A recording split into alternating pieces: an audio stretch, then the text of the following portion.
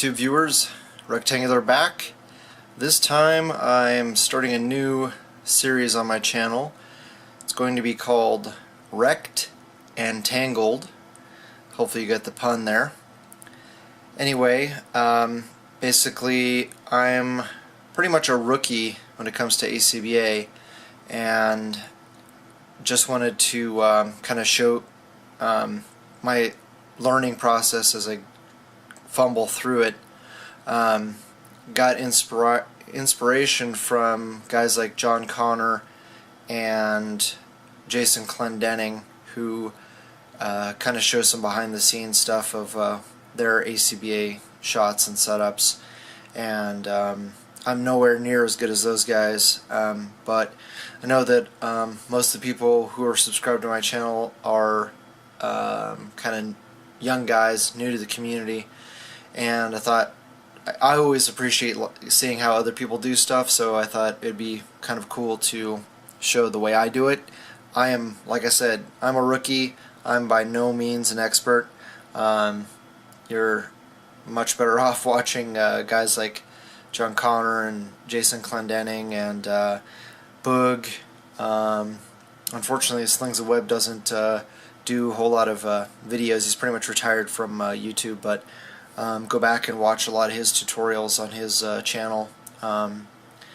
Anyway, so a lot of people are new to the ACBA group on Facebook, and we get frustrated when people don't pay attention to the spirit of what it entails, and that is where you have a background, you have some props and effects if possible, and cutouts if possible. Now, these cutouts are not great. These are actually old cutouts back when I was still trying to figure out how to make them work.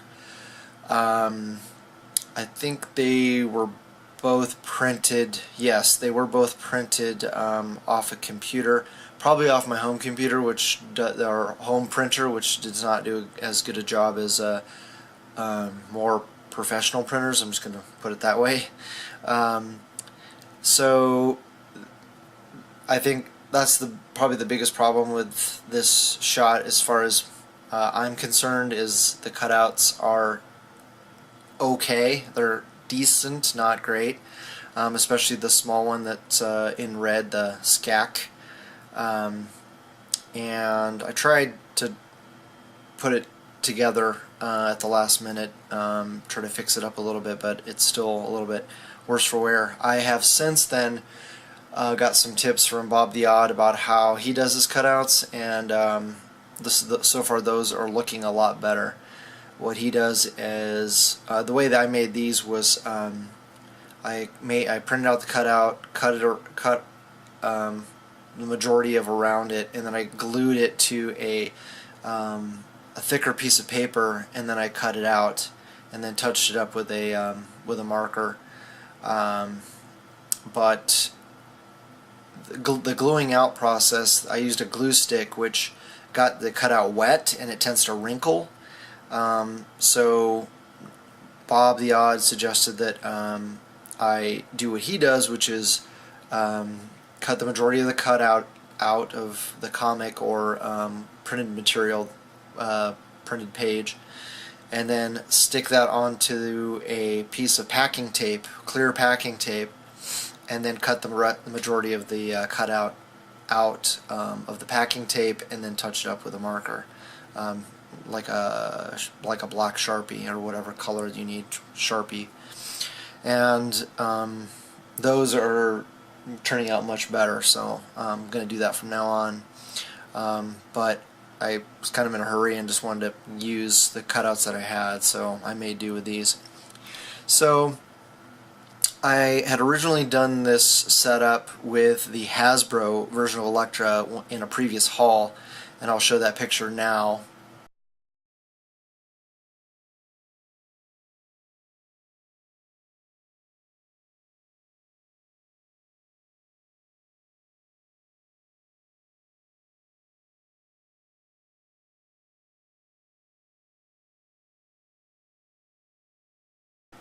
So as you can see, I got some grief from the community for that, and you know, that's understandable. It's not a very articulated figure. It cannot do nearly what this figure can do. This is a toy. This is the Toy Biz Electra, and I got kind of in a heated debate with my friend Rick.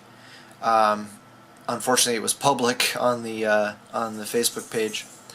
But basically, you know, he was making the argument that I need to focus less on what the comic book panel looks like and shoot more for, you know, get the idea from the comic, but don't try to replicate exactly what the panel looked like. And I was making the mistake of trying to make it look exactly like the panel, and you know, it's number one, comics aren't always drawn very realistically, and number two, figures are not, you're never gonna get a figure in the same pose as a human being majority of the time, especially if it's in a comic book panel. So Rick was making the argument that, you know, I should pay less attention to what's on the panel and try to make the figures look as best as possible.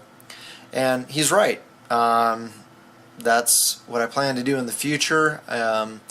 But you know, at the time, I just made it a challenge to myself to try to replicate the comic book panel as good as possible, as close to the comic panel as possible. And you know, that's fine as a personal challenge, but as far as trying to promote the art of ACBA, probably not a good idea. So I listened to him, and I'm going back and reshot this Electra setup, which was very difficult, especially now guys like Boog, who, you know, pretty much pioneered the idea of ACBA. Well, he did. He, you know, coined the phrase. He suggests start off small. You know, just have a couple figures. Don't try to do anything super dynamic. And you know, I'm kind of pushing myself as my skills as far as I can at the moment.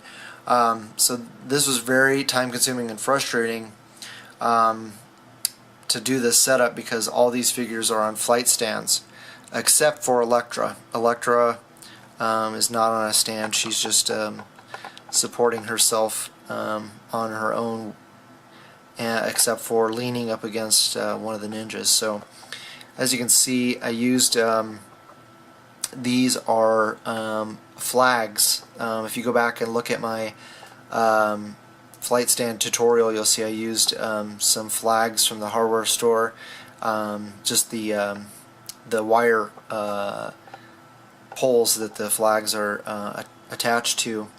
The reason I use these is because they're really flexible, so that when I am having the figures and when I have the figures on the stand and I need to make little changes, I can just keep the figure on the stand and just tweak the stand itself, and you know, make those changes on the fly. Whereas if you use a thicker material like a wire coat hanger, or the insulation hangers that I've used in that same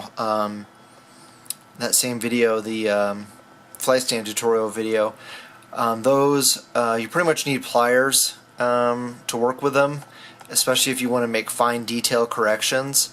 It's pretty difficult, and you know, it's time consuming. So that's why I went with these guys. You know, they can't support weight that well, and they have the figures tend to bounce on the stand, so you got to be really careful. This whole setup fell over probably 3 or 4 or 5 times during different times when I was trying to tweak the shot. So just keep that in mind if you want to use those lightweight rods, those flags, metal flags. So anyway, and it's also you know, always challenging whenever you're using flight stands. You want to try to hide the stands. When I first started the video, you can see that it was like this, where I have the picture is cropped out so that you're not seeing the stands below the figures. So it's great to use flight stands, but people don't want to. You don't want to see them in your shot. So keep that in mind as well.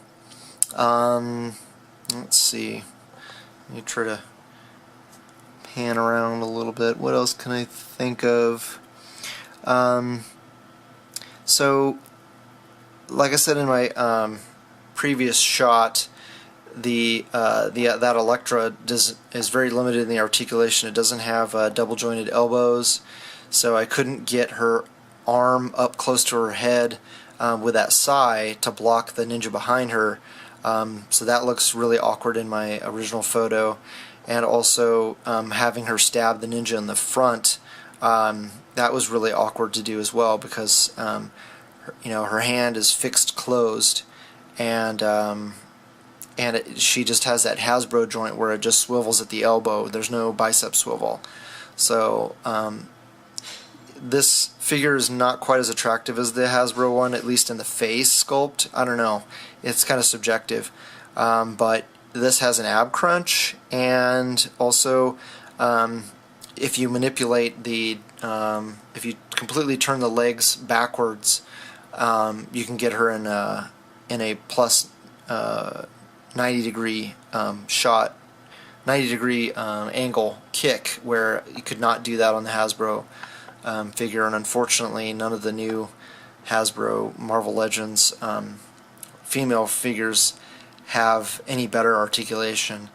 In fact, after watching, I think it was Shartimus Prime's review of the new Moonstone, that's pretty sad to see that she is also limited to 80 degrees or less for the width of her pose with her legs. So anyway, yeah, I just wanted to show basically the setup now. All I'm using is foam board from the dollar store, and some black poster board from the dollar store as well, and that is wrapped up over two big coffee table books. That's because I need to prop up this playset piece, which I got from my thrift store, and it's just from a toy castle. And since the castle is only about 7 or 8 inches tall, I had to prop it up on something so that you're just seeing the wall and not the pergola, because I don't want it to look like a toy castle. So anyway, when you crop everything out, it just looks like a stone wall, which in the comic they're kind of like in a like a sewer subway system, some sort of underground dungeon. So I think it turned out really well. I'm going to end this video with the final product, and also some preliminary shots that I took, that I had to keep working on the setup. Originally I had the ninja in the front. His hand was not holding the sword and just kind of like flailing towards the camera, and it didn't quite look right. And then I tried just moving his arm back, and that didn't look right. So then it's like, well, if he's going to have his hand in the frame, have it do something. So I stuck the sword in there, and I think it turned out a lot better that way. And the cutouts are just stuck on there with on those swords with some sticky tack, and that's this blue stick stuff that you can get at hardware stores. Only place in my area I've been able to find it is Home Depot, and maybe some hobby stores might have it. Oh, you can see that the whole setup moves. You move any one of these figures, pretty much moves everything. Oh, and so here's I just want to bounce. See, you can see everything moves, so you got to be really careful when you're doing these setups with flight stands, these flimsy flight stands especially. So anyway, hopefully you guys liked the video and that you'll be patient with me while I learn this whole amazing art of ACBA. Please click on like, share with your friends, subscribe if you haven't already, and I'd love to hear back from you, so please leave a comment below. Here are the photos of the steps I took to get to this final shot. Thanks for watching. Bye.